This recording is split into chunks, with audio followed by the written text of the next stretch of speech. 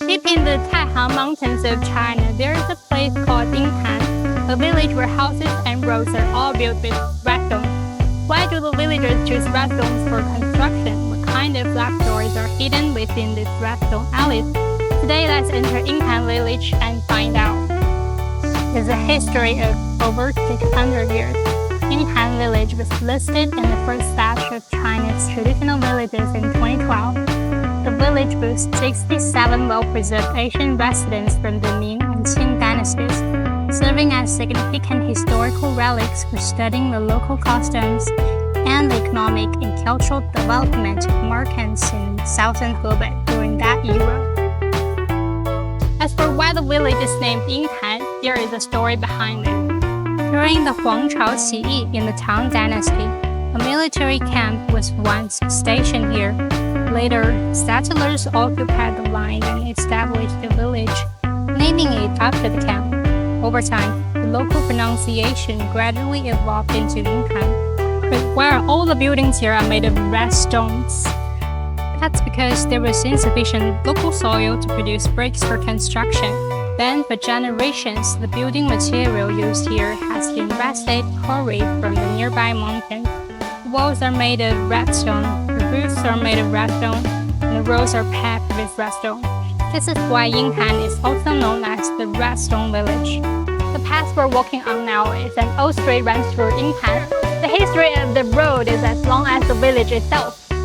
This street is entirely paved with natural stone slabs. The stone path varies with the terrain and slope, making it comfortable for walking. In some sections, large stones are intentionally placed along the roadside, seemingly for passers-by to rest upon. The drainage system in Yingtan was meticulously designed, with underground drainage within the courtyards and open channels outside, reflecting great sophistication. The people of Yingtan built some stone bridges over the streams to connect different areas.